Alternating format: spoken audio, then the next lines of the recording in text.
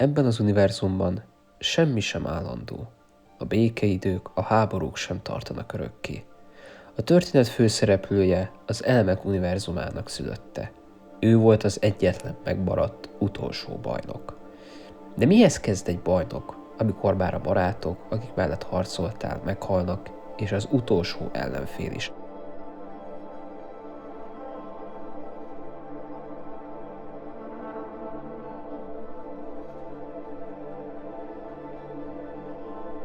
Ez a Lantris bolygó.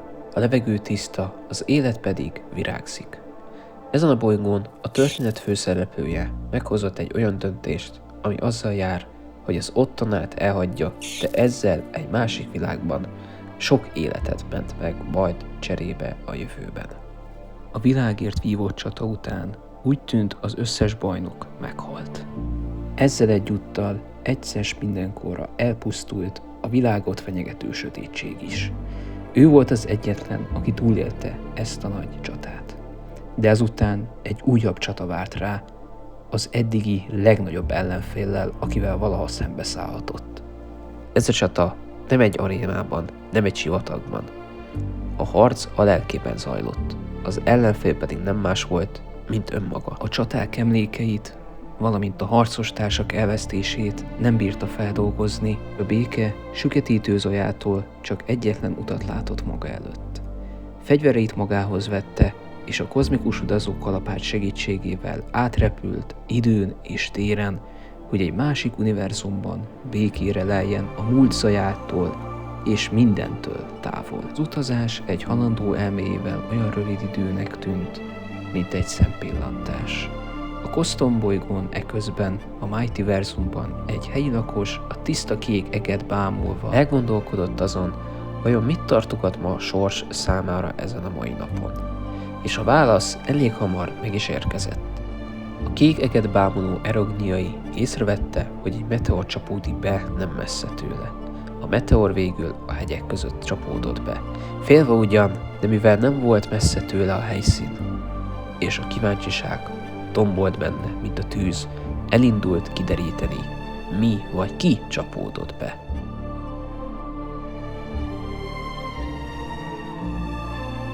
Nem kellett sokat mennie, és már látta a gomolygó nagy füstöt. Széttört kődarabok voltak mindenhol.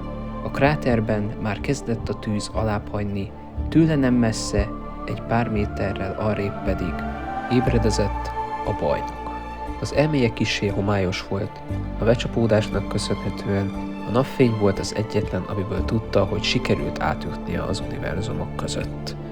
Lassan feltápászkodott a földről, érezte, hogy a nap rásüt a maszkjára. Mikor talpra állt, meglátta a felé lassan félve sétáló erogniai lakost.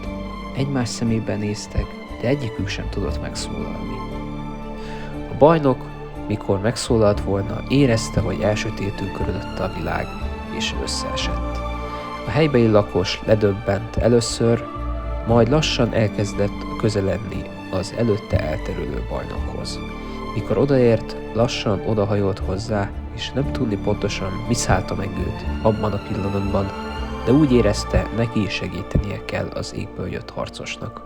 Így a legközelebbi faluba rohant, ahol elmondta, mi történt, és a falubeliek segítettek neki.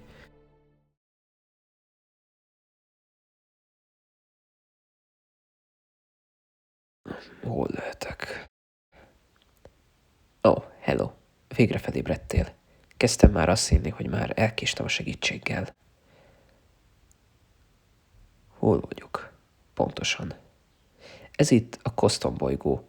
Ha az univerzumnak van széle, akkor ez olyan bolygó, ami ott található. Mondd idegen, mi történt veled? Egy fél percig néma csend uralkodott a házban, amikor a bajnok úgy volt vele, elmondhatja, hogy került ide. Egy bajnok vagyok. Egy másik univerzumból, amit valószínűleg nem ismersz. Világok közt utaztam, azzal a céllal, hogy egy új életet kezdjek távol mindentől, amit ismerek.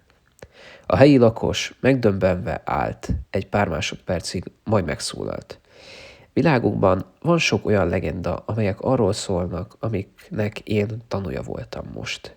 Akkor te egy hős vagy? Igen. az utolsó az én világomban.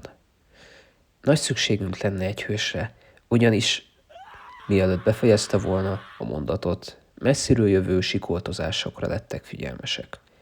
Elindultak a tér fele, ahol ott várt rájuk egy lidért skorpió. Ez egy lidért skorpió, falka elkóborolt tagjai lehetnek. Sok falusi haláláért felelősek.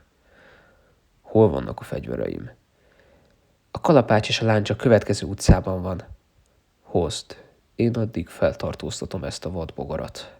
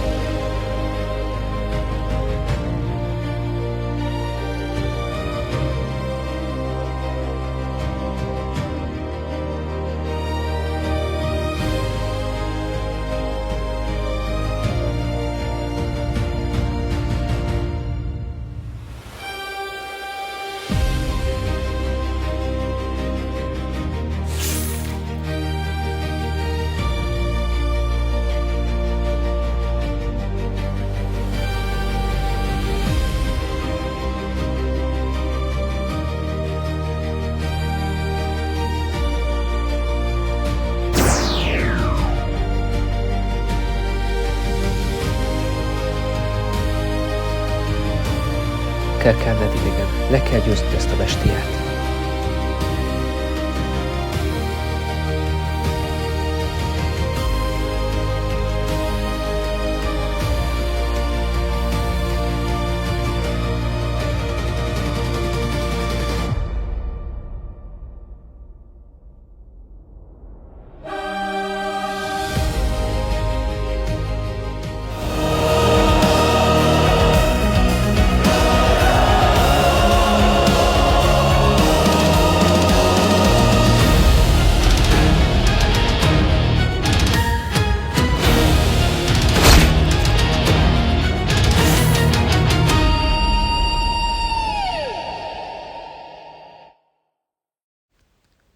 Ki vagy te?